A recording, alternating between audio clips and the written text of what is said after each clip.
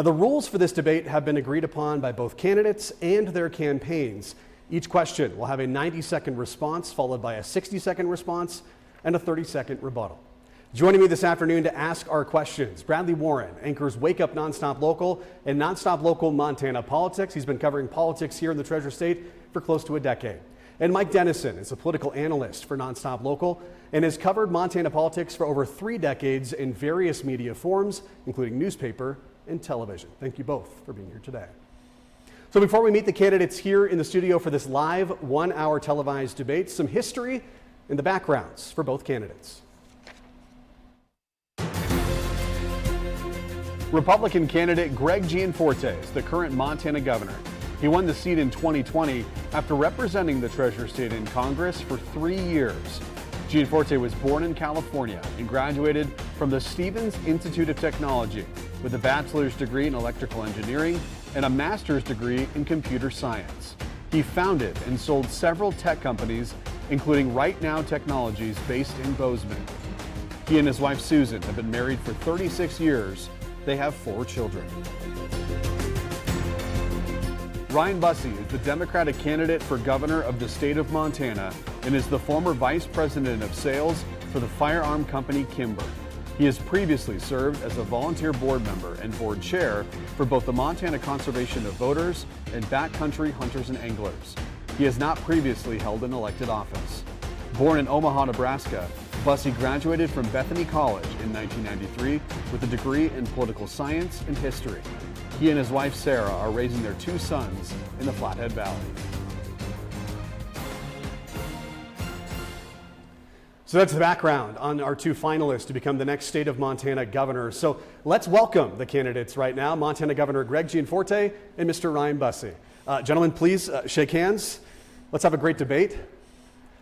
Now, the order of today's debate was determined by a coin flip backstage in the previous hour. The Busse campaign won the coin toss. They elected to go second. So opening statements are 60 seconds. Governor Gianforte, you may begin. Well, serving as your governor these last 4 years has truly been the greatest honor of my life. I wake up every day working to find ways to help Montanans prosper. And I ran for 2 reasons. One, to create more good paying jobs so Montana could stop exporting our kids and our grandkids. And secondly, protect our way of life. Now, I have to recognize that today in Montana, families are struggling with high inflation. The Biden-Harris affordability crisis has hit everybody, from the grocery store to the gas pumps. But I'm pleased to tell you our administration has delivered on our promises with the largest tax cut in Montana history. Montanans at every income level have benefited. Record tax rebates, record job creation and wage growth. We boosted education and law enforcement funding, and we made Montana completely debt-free. I'm thrilled to have served you over these last 4 years, and I ask for your vote. Governor, thank you very much. Mr. Busse, your opening statement. I'm running for governor of this place we all love so much. It's a place that's made me a better person. Now, before Greg Gianforte, this was a place where we didn't pull rank on each other, where our kids had equal access to public education, and where billionaires didn't buy our ranches and then get special elk tags from their governor or block a public river access. Now today, you're going to hear a lot of lies and spin about how all that's not true. But you need know only one thing about Governor Greg Gianforte's policies to know the truth, and that's property taxes. Governor, you were handed a $2.6 billion surplus, and you gave it away in big tax breaks to millionaires and billionaires like yourselves. Not true. And the rest of us were walloped with the highest property tax increase in the history of this state, and people across this state are hurting. Now, you may not be hurting. You have 4 mansions. You fly around in a private jet. But the rest of us are hurting. I know you're hurting at home. And I want you to know I'm running for governor to lower those property taxes, to fight for what makes this state special. I'm running for governor to get our Montana back. Mr. Busse, thank you very much. Let's get to our questions. First question is directed to you, Governor. We conducted a statewide poll with hundreds of Montanans all across the state. Their top issue was property taxes. So let's start with there. Residential and commercial property taxes shot up dramatically last year in Montana, primarily because of a huge increase in appraisals for property. So the question this afternoon is, why didn't you, as governor, support offsetting this increase by lowering property taxes, just as previous governors here in Montana have done? Well, I agree. Property taxes are too high. This is why We made it a priority during the last session. We delivered the largest property tax rebate in state history. Every family in Montana got a check for almost $1,300, but I'll be clear, this was not enough. We need permanent reform. And let's be clear, the property taxes are driven by local spending. Inflation over the last 20 years has averaged a little over 2% per year, and yet local spending, that's municipalities, the counties, has averaged 6% growth per year. If we're going to fix property taxes permanently, we've got to deal with local spending. That's why I brought together a bipartisan task force that's focused on finding solutions, and they've delivered. They gave me 12 recommendations. The best recommendation in the group from this bipartisan task force is a homestead exemption. This would allow Montanans to pay a lower rate on their home and also take care of renters, because it would handle landlords that have long-term tenants, take care of our small business owners. And how do you do that? Well, it places the burden more on out-of-staters who have second homes here. I think this is a good solution, and I look forward to getting it done in the 2025 session. Mr. Busse, you have 60 seconds to respond. Listen, we should not be surprised that the man who screamed onto the political scene by assaulting another man and then lying to law enforcement officers about it, and then being prosecuted and having to pick up trash for that, is now lying about so many things here today. You should not trust a governor who had a chance to lower property taxes. He's the governor of this state. He has a supermajority, and he chose to do what the previous 4 governors, I want to remind you, 2 Democrats and 2 Republicans, they all chose to do the right thing when presented with exactly the same information that Governor Gianforte got. Their budget folks come to him and they say, look, home values have gone up, and if the governor does not lower property tax rates in this state, which he has control over, then everybody's going to get walloped with a property tax increase. They did it. He chose to put the increase in his budget. He asked his supermajority to pass it, and they did pass it. And folks at home, you are getting the bill for that. All of us are getting the bill for that. Governor, 30 seconds to you. Well, if you do property tax strategy on a Post-it note and just lower the rates for all residences, what you in effect do is give a break to out-of-staters. That's why our solution is a better one. It would force out-of-staters with second homes to pay a higher property tax. The other thing, if you just lower the rate across the board, you're going to jack up the rate on small businesses and farms and ranches. I don't think that's a good idea. I think we can do better with a homestead exemption. Ben, could I have a... Go ahead, 30 seconds. My plan is simple. It rolls your property tax rates back to 2022 level, whether you're a homeowner, whether you're a small business, or whether you're agriculture. Nobody has to pay more taxes than you did in 2022. Why? We had a $2.6 billion surplus. The governor chose to raise your taxes, and he did not have to do it. Not true. Mr. Busse, thank you. Let's move on to our panelists now. I'm going to bring in Mike Dennison. A question today for Mr. Busse. Welcome, Mr. Busse. Thank you, Mike. You've talked a lot about getting our Montana back, Yes, which sir. I presume means, among other things, making housing more affordable for Montanans. Do you support the actions that have been taken so far by the governor and the legislature? If not, what is your plan to boost affordable housing in Montana? You bet. I hear, everywhere I go, Mike, I hear this. Housing is a serious problem.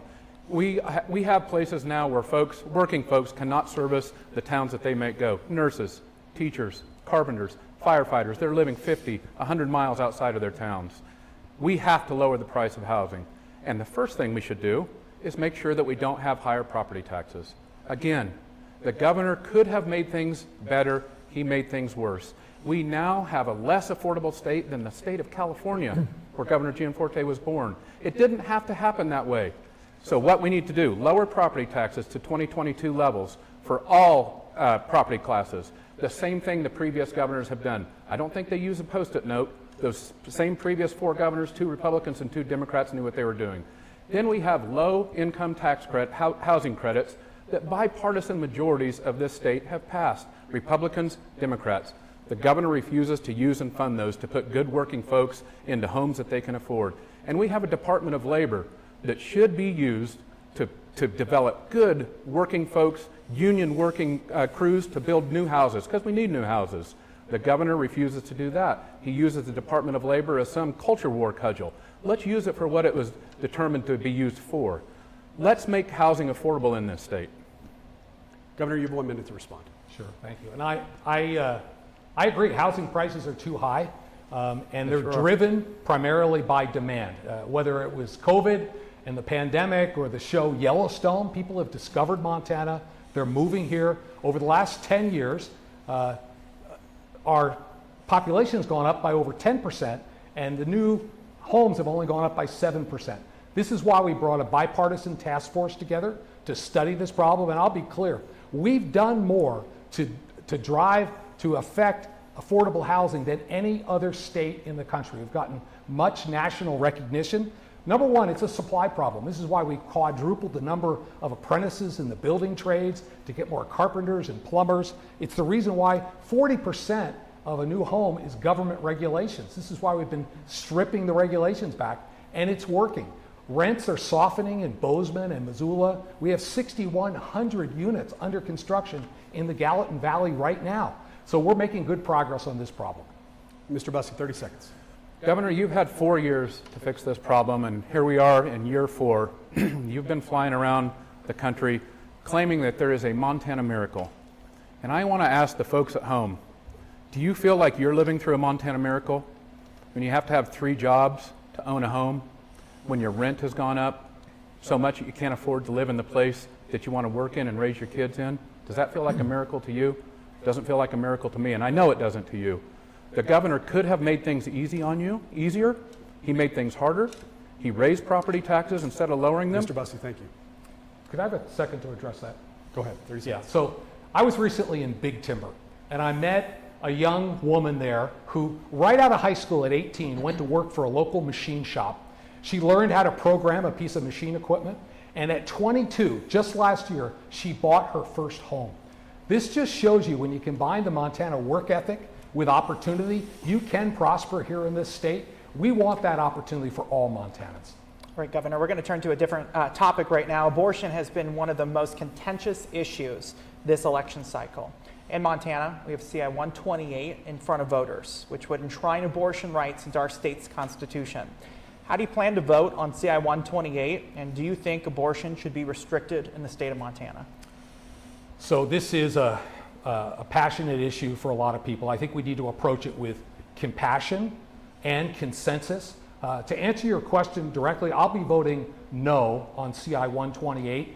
I ran as a pro-life candidate. I think life is precious and it should be protected. But again, as we legislate and make policy, we have to build consensus around the issues. The reason I'll be voting no on 128 is it is too extreme. It's a California-style restriction on this issue. It would mandate that parents don't have to be notified if their minor child is being taken for abortion. That's an extreme measure. It would also require that taxpayers pay for abortions, elective abortions. And honestly, the bulk of Montanans don't want that. I think reasonable people can disagree on where you draw the line. I'm pro-life, but I realize as the leader of the state, we need to build consensus around the issues. CI 128 is too extreme. Mr. Busse, you have 60 seconds. Well, reasonable people certainly can disagree about whether or not they're in support of abortion. What we also can agree upon is that a governor should not be in the doctor's office with women, telling them what they can and can't do. And Governor Gianforte has time after time gotten in the doctor's office with women and told them what they can't do. He signed 5 restrictive abortion bills, and he says, and I quote, "I promise to sign more." He signed Senate Bill 154, which will strip the right to privacy from the Montana Constitution. Now look at the states around us. You have women being forced to flee the state when they need life-saving care from doctors. Governor Gianforte went so far as to sign a bill that would criminalize those doctors and penalize them under the same law that we prosecute murderers for saving a woman's life. That's not okay. I will vote for I-128, and I will be a governor that makes this a live and let live place, and I will protect women. Governor, 30 seconds. Well, as we approach this and as we continue to defend life in Montana, we need to be sure that we create a culture of life that extends beyond pregnancy. This is why one of the things I'm most proud of over the last 4 years, when I came into office, we had the second highest number of kids in foster care in the entire country. By promoting adoption and a $7,500 adoption tax credit and public-private partnerships, we've been able to reduce the number of kids in foster care in Montana by 45%. I think that's great progress for life and for kids. I appreciate we got a lot of topics to get through today, gentlemen, so we're going to continue on. Mike Dennison, next question. And Mr. Busse, let's talk a little bit about public lands. I'm wondering if you think that public lands or the management of those lands should stay primarily in the hands of the federal government, or should they be turned over to the state and county governments? And why is your choice the best for Montanans and our economy? Thank you for that question. Public lands are integral to my life, to what I think the values of Montana are, and to what we love, why so many of us want to be here. My kids and I were just hunting on public lands this last weekend, and we stand here today with the governor of Montana, who is the only governor in the history of the country, all states and all years, to ever sue to block a public river access. This governor, who is the head of the Montana Republican Party, made sure that public lands transfer from the federal government to the state is in the party platform. It's written in the platform, and he controls the party. I am pro-public lands. I will unlock our public lands. We have almost 930,000 acres in this state that we all own together, all of us public landowners, I'm one of them, that we cannot reach because the governor refuses to legalize corner crossing. We all now carry these phones around. We can see exactly where the corners come together on our public lands. All we have to do is step across them and we never trespass. This governor refuses to make that legal. And lastly, he is the only governor ever to give large out-of-state ranch owners, billionaire buddies of his that buy great big ranches here, he's given them special elk tags. For the first time ever in this state, the beauty of this place has always been, if you're a carpenter or a plumber or a teacher or a nurse, you have exactly the same access to those elk tags as anybody else. Now, the governor is giving these billionaire buddies of his special access. That's wrong. I believe in public lands. It's integral to me, and I'll fight for them. Governor Gianforte, 1 minute. Well, people can have their own opinions, but they're not allowed to have their own facts. This issue of public lands access, frankly, is a bipartisan issue. Honestly, I agree with Mr. Busse. Public lands belong in public hands, and we should be expanding access. I'm proud of the record we have in Montana. Under my watch, we've expanded access to over 100,000 acres of public land in the Snowies. We've expanded block management to allow more access to private lands. We've just extended leases to over 50,000 acres in eastern Montana. So this brings us together. Hunting and fishing is not some activity we engage in. It's who we are as Montanans. It should be a bipartisan issue. And when I'm your next governor, we're going to continue to work to expand access to all these lands. This is why I think we need to promote our heritage and why we kicked off the youth hunting contest, which is open right now. If you have a youth hunter at home, 10 to 17, we'd love to have their application. Governor, thank you. Mr. Busse, 30 seconds. Look, the governor's had 4 years to open up corner crossing, hasn't done it. If he's serious about increasing access for kids like my kids, and maybe you watching, he could have done that. He's had 4 years to rein in all this out-of-state hunting and pressure that we see now. If you're in Region 6 or you hunt up in Region 6, where there's a lot of mule deer, has been, have you noticed there's now more non-residents harvesting mule deer there than there are residents? The governor likes to run around this country saying, hey, Montana's an easy product to sell. Well, I got a newsflash for you, Governor. We don't want it sold. This is part of our heritage. It's sacred to us, and I will fight for it. Mr. Busse, Can I have one follow-up on that? We're going to keep going. We're going to move on to another topic right now. So I want to talk a little bit about a national report that we have available to us. According to a report from the Housing and Urban Development that was presented to Congress in December of 2023, Montana is the head of the pack when it comes to increases in homelessness at a rate of 551% in increase in individuals experiencing homelessness over the last 15 years. Governor, what is your plan to address that? Yeah, so this is a tragedy. We've worked very intently on dealing with homelessness, behavioral health, and addiction. I'm proud that in the last legislative session, we made a generational investment in behavioral health. A lot of the reasons why people are on the street is because they have behavioral health issues. We allocated $300 million, largest investment ever made in Montana, in behavioral health, both to rebuild our Warm Springs facility, but also to bring back community-based mental health. And we'll continue to do more in this area. We also took some of the revenue and funded the Heart Fund, which sends money to community-based nonprofits that are working on addiction and recovery. My wife and I personally have funded transitional housing projects around the state. This is what Montanans do. They take care of their neighbors, and we'll continue to work on it. But I want to tell you, this goes back to a positive theme on this. The American dream is still alive and well in Montana. Under our watch, wages have gone up in Montana faster than 48 other states. There's no better way to help with homelessness and a roof over your head than to have a good job and earn a good living. Low unemployment, higher wages, more affordable housing, that's the path forward. Mr. Busse, 60 seconds. Every time the governor has had a chance to make it easier on this situation, he has chosen the opposite path. He was not long ago, he was at a conference that he had flown into on his jet, and he talked about this Montana miracle, and then kind of in passing said, oh, by the way, there's people living in campers and in tents just down the street from me. That's what's happening here, more doublespeak, while the reality stares us in the face. Those of you who understand medical coverage in this state know that the governor had a chance after COVID to treat people humanely. He didn't do that. He kicked 136,000 people off of their health care coverage. Working folks. I have people come up and tell me all the time that this has impacted them, and some of them now are out on the streets because they no longer have health care coverage. I remember one of these gals in Billings, she came up to me, she said, right after I had spoke about Medicaid, and she said she'd called DPHHS, agency that the governor is in charge of, called time after time after time trying to get her kids reapplied, and they wouldn't pick up the phone for 9 and 10 hours. These are the kind of people that we're putting on the street, and the governor has made the choice to make that worse. Governor Gianforte, 30 seconds. Again, we're talking about prosperity and getting ahead. I was out in Webo last week. I met with a young teacher. She was in her 3rd year of teaching, and because of the TEACH Act, which we enacted in our administration to raise starting teacher pay, over the first 3 years of her career, she was able to get an additional $10,000, more than $10,000 in her pay, and that allowed her young family to buy a home. We want our teachers living in our communities with us. It's happening in Montana because of our policies.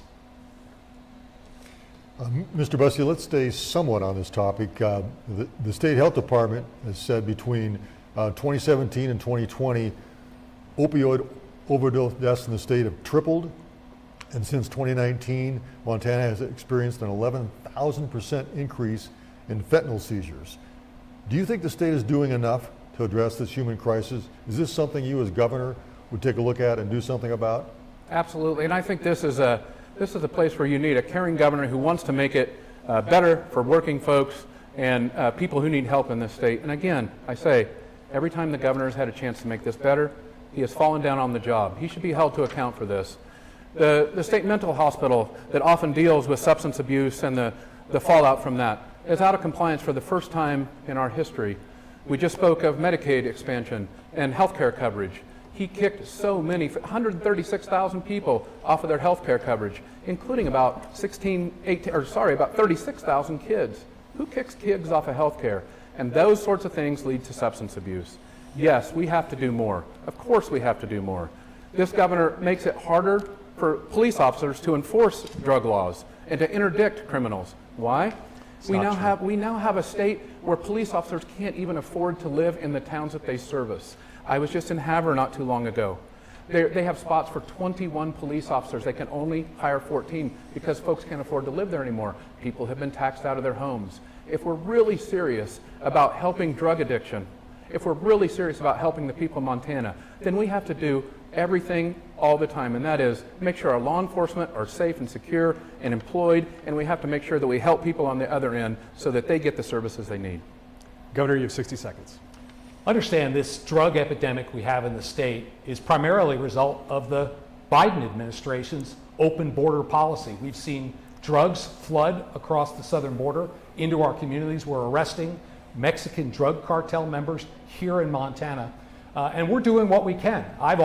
We've sent the Montana National Guard to the southern border on multiple occasions to help secure the border, because we got to cut it off on the source. We also we're pursuing a two-pronged approach here in the state. One is compassion and addiction recovery services for those individuals that are trapped in addiction through the Heart Fund, through our behavioral health, through resources to local municipalities, and then also stronger penalties and more resources for law enforcement for drug dealers.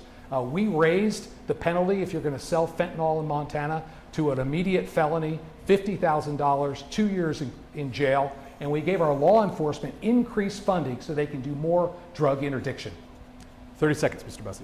Again, I say, if you had a governor that was really serious about this, he would go meet with people like I have. I meet with sheriffs. I meet with police officers. I meet with folks who are helping their communities through nonprofits. And I hear time after time after time, the folks who need to be there can't afford to live there. And if you have a governor taxing them out of their homes, so you can't even afford to hire police officers in Havre, how can you believe that you have a governor who is really serious about this? Look, I won't be gallivanting down to the border all the time. I'll be here trying to do the things necessary to help Montanans. Gentlemen, thank you very much. Well, folks, we're going to take a quick 2-minute break right here. You're watching the 2024 Nonstop Local gubernatorial debate. We'll see you in about 2 minutes right here on Nonstop Local. Welcome back inside the Missoula studios, everyone, right here on Nonstop Local. We're going to get back into our questions and a little format change for both of you. We're going to take 2 viewer questions that we got from our viewers here on Nonstop Local. There's not going to be any rebuttal. So 1 minute, and then we'll go on to the next question. Does that make sense? Awesome. The first one is to you, Governor. This is from Lindsay W. She submitted this question on our Facebook page. In this age of polarization, Lindsay wants to know, if elected, how do you plan to work across the aisle and find common ground with others across all political spectrums to meet the needs of all Montanans? You have a minute. Well, thank you for your question, Lindsay. And I would continue what I did in my first legislative session. During the session itself, I brought Democrats and Republicans together on a weekly basis. I promised the people of Montana when I got elected that I would make our residence a house of hospitality. My wife Susan and I entertain almost every week, every night that we're in Helena, bringing together Democrats and Republicans. Because I think when you break bread, it's easier to find common ground. I did that when I was in Congress. I'm doing that here in Montana. And I'm proud of the fact, unlike that mess in Washington, which I was part of for 3.5 years, in Montana, 2/3 of the bills that I signed into law last session were bipartisan bills. I think as Montanans, we have more in common than separates us. It was noted by a journalist in my State of the State address last session. I never mentioned the word Republican, Democrat, liberal, or conservative, because I look at everyone as a Montanan. Governor, thank you. 1 minute to you, Mr. Busse. I look forward to working with the other party, and we have some important projects in front of us. I think of Medicaid expansion, expanding health care in this state, and Montana has a rich history of divided government doing really good things. When Governor Bullock was there, we had a Republican House and Senate. Governor Bullock was obviously a Democrat, and what's he do? He reaches across the aisle and works with good, responsible Republicans who want to do the right thing for the state. They knew they needed to expand Medicaid, and it's been an immeasurably positive thing. And yet, we have a supermajority controlled by the governor who refuses to say if they're going to renew that program again, even after bipartisan majorities have expanded it. So good, responsible Republicans, they're out there. We're excited, we want to work with you, and we want to do the right thing for the state because we love this place. Gentlemen, thank you. We're going to go on to our next question, and we're going to go right back to you, Mr. Busse, for this next question. This is from Tiona from Billings. Monday was National Indigenous Peoples Day. There are, right now, as we speak, 30 missing Montanans. 8 of them are teenagers. Yeah.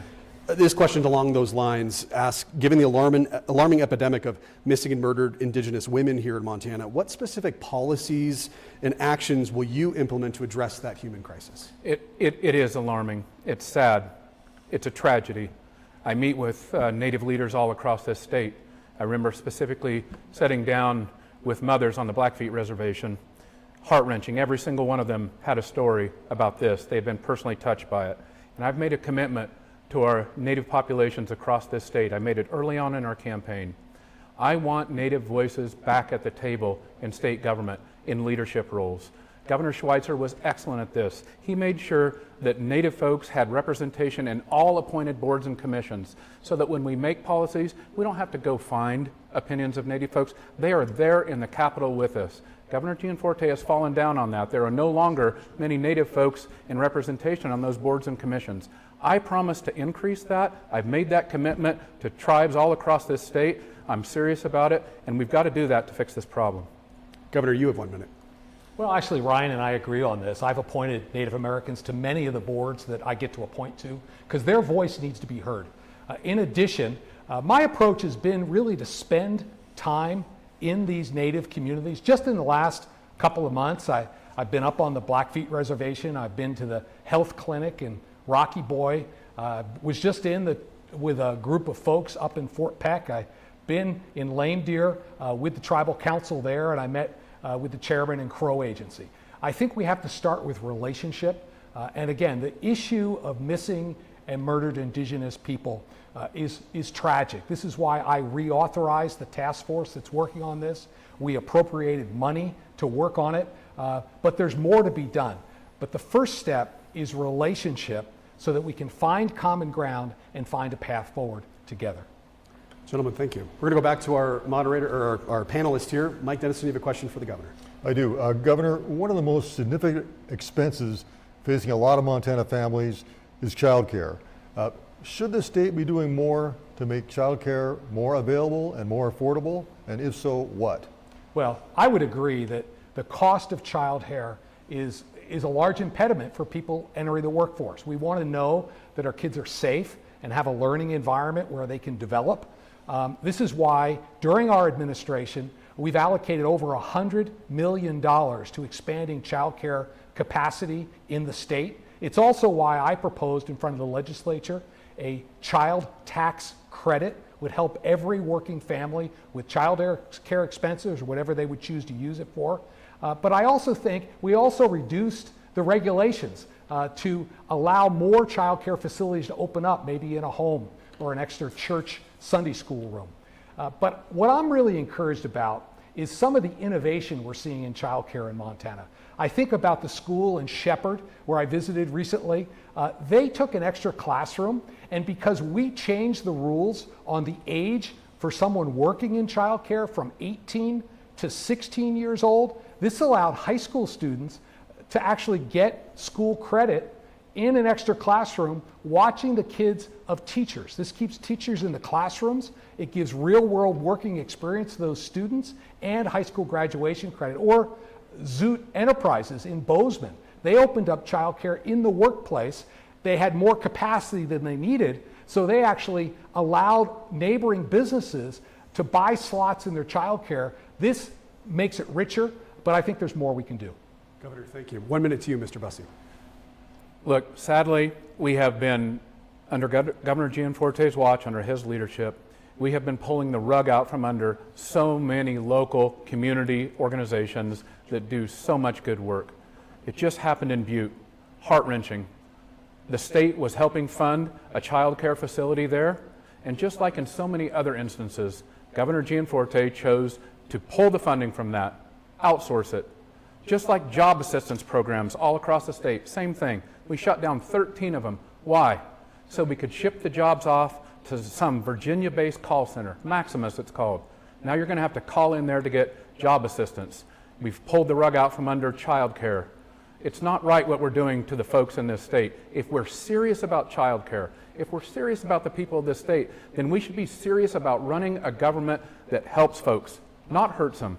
And Governor, you've had a chance to do this. And here we are again, 3.5, 4 years into your administration, talking about something you might do. Mr. We Busse, should have done thank it. you. Governor, 30-second response. We need to do more in child care. I think the responsibility in part falls on the private sector as well as government programs. I was really pleased recently. We've made it a real emphasis because I promised to create an environment for more good paying jobs to recruit businesses into the state. Vacom, a business we recruited into Lewistown, they're building childcare on their campus for their employees. I think it's, as we move forward at being a former employer here, I think it's an obligation that employers have if they want to tap the broader workforce. All right, Governor, thank you so much. Mr. Busse, I want to ask you a question right now about your son, who's one of the plaintiffs in the held lawsuit, which says that the state's support of fossil fuels is worsening climate change. If you're governor, will you work to discourage and or reduce fossil fuel production in the state? If so, how? I think we have to have a governor at this time in our history that understands reality is actually here. Climate change is real, and it's impacting the jobs of every single Montanan. It's in fact impacting our lives. And we had 16 kids that stood up and they defended their right to a clean and healthful environment that was written into our Constitution in 1972. We should all be proud of those kids. We have a governor, instead of looking down the road to the future, he's looking towards the past. He passed legislation that says we can't look towards the future. We can't even consider what the science says about this. And if you want to know what Governor Gianforte's approach to big problems like this that require great big leadership, when the biggest flood hit Montana in like 500 years, 1,000 years, what was it, the Yellowstone flood? He was warned about it. Instead of being here as a leader, he gets in a plane, he jets off to Tuscany, he sits on a veranda, he drinks fine wine and eats those fancy olives while we have homes floating down a river from a climate-induced storm. Red Lodge looked like a whitewater rafting scene. The town was being washed away. Gardner was cut off. People lost their homes. You can't have a governor that just leaves the country, that just abdicates his responsibility in the face of really important problems like this. I want to be a governor for the future, and we need base level power. We need an all of the above strategy for sure, but we have to be looking towards the future, not flying off to Tuscany and pretending none of this is happening. Governor, 1 minute to you. Well, I think we have to look, we have in this country climate extremists who want to use regulation to shut down our power sources. I think a different approach is warranted. I think we should have innovation in energy, not regulation. These climate extremists want to tell you what kind of cars to drive, what kind of stoves to have, how you can travel around. I think we can do much better. I'm really an all of the above energy person. I support coal strip. I support natural gas, hydro, wind, solar, and nuclear. I think we should be doing more of all of the above. Just recently, I helped cut the ribbon on the new Clearwater wind project north of Miles City, $1 billion investment. The $1 billion investment up in Shelby in battery technology. We're going to need more energy, and we're going to need to do all of the above, not shut down what we have. Governor, thank you. 30 seconds to you, Mr. Busse. Look, I want to be a governor for the future. I want to be very clear. I'm not going to abdicate. I'm not going to pretend that reality is not here. I'm not going to pretend that gravity is not pulling down on us. I want all the folks to know out there, farmers and ranchers who are living through some of the worst droughts and then the worst floods they've ever seen, fly fishing guides and cafe owners, lodge owners, people who depend on our environment to make their living. It's important to have a governor to look towards the future. I would like to see small-scale nuclear happen in Colstrip, and I'd like to see a governor championing that right now. Why are we waiting? Again, we should be looking towards the future and not waiting. Mr. Busse, thank you. Governor, let's move on to public education. You've been tweeting a lot lately, asking people to support banning cell phones in schools. Given everything that's going on right now in public ed, why are cell phones in schools such an important issue to you? Is there a proposal forthcoming in the next legislature? Yeah, okay. Thank you for the question. I think our public education is critical. This is why, because I think our policies in education have to be to help every child reach their full potential. This is why during the 2023 session, we passed the largest funding increase in state history for public education. It's why we've changed the licensure framework to get more people in the classroom. It's why we've passed the TEACH Act to increase starting teacher pay, like that young lady in Weibo I was talking about, that allowed that increase we gave her, allowed her to buy a house. You bring a big issue about cell phones, and let me address that directly. An average teenager gets over 200 notifications a day on their cell phone. I was up in Superior visiting with them. They had adopted a cell phone plan in 2015, which took cell phones out of the classroom. There's more learning going on, and I think that has to be the focus. Let's make schools a place of learning again, instead of one where we're responding to social media notifications. Mr. Busse, 1 minute. Look, Our kids are on their cell phones too much, no doubt about that. But we do not have a crisis in public education because of cell phones. We have a crisis in public education because we have leadership that has failed to address it. We started this last session with 1,004 teacher vacancies. I bet you know some of these places in your schools. Missoula just laid off 72 teachers. Helena, 52. Kalispell's got a $3 million budget shortfall. We have a crisis coming, and we are obligated to teach our kids. We have the 51st worst entry-level teacher pay. And yet, again, we start with this $2.6 billion surplus. And do we fix any of those things? No. This Teach Act that the governor speaks about, this is more political doublespeak. Must have learned how to do that while you were in Washington, D.C. There are 396 school districts in this state. All of you live in one. And there are less than 50 districts that have got any benefit from this. We just did our 159th event a couple nights ago, and there was mom there who said her daughter wants to come back from Williston, North Dakota to teach here, and she can't because it's $20,000 less pay here. We have to fix that. Thank you. Governor Gianforte, 30 seconds. Well, teacher pay is critical. The Teach Act is working. You know, I mentioned this young woman in Webo. She bought a house because of the Teach Act. But there's more. My mom was a public school teacher. My daughter is a teacher in high school. So this is near and dear to my heart. I probably spent more time in K through 12 education than anything else I've done in my life outside of my business experience. Our kids are our future. We need to be investing to help them. This is why we focused on the workplace learning experiences to get career and technical education into every high school in the state, and it's working. Thank you. Governor, thank you so much. Mr. Busse, I want to talk about Yellowstone. They call it Yellowstone fever. The popular show is often cited as a plus for the state. Some say it's a curse, as a reason for a transplant destination. The show is bringing people here.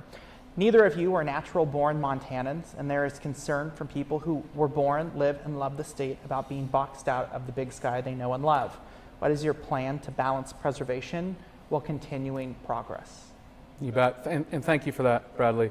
I've not watched many episodes of Yellowstone, but we've all seen the impacts of it. I think of this place as a state that should change you.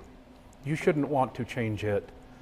This is a place where we don't pull rank on each other, where when we walk into a bar together, we don't care who you are, what your pedigree's like, what kind of trust fund you have. And the reason that that has always happened is because there are fundamental things that have been built by people before us, residents of Montana before us, to give this place that feel and to give all of our kids and all the citizens an equal opportunity. That's the thing that is really beautiful about this place. We see all this beautiful scenery on Yellowstone. We see it driving around. You know, I've driven 120,000 miles. I've seen most of the beautiful scenery in this state. But the real beautiful thing of this state is how we don't pull rank on each other. Governor Gianforte trying to create two paths. One's for private schools. He didn't talk about that just now, but he has funded private school institutions that want to take money from our public schools and create advantaged private schools for wealthy kids. I don't want to do that. He's blocked public river access so that average folks, some kid with $39 Chuck Taylors and a little fly rod, he can't get on a river. You have to be some rich out-of-state guy with a $20,000 drift boat. That's wrong. I want to fight for what Montana has always been. Mr. Busse, thank you. 60 seconds to you, Governor. Well, I believe in limited government. I don't think we should be telling people where to live or how to live, and we don't have control over who moves here. I tell people when they ask about the show Yellowstone, well, I know the scenery is legit, even if the drama isn't. But there's, in this regard, we do have people moving here, and we have to deal with it. And this is why we put such a focus on housing affordability and lowering taxes. And one benefit that has come from this is that at the Department of Commerce, we've historically focused on tourism promotion. I'll tell you, the show Yellowstone did a pretty good job of that.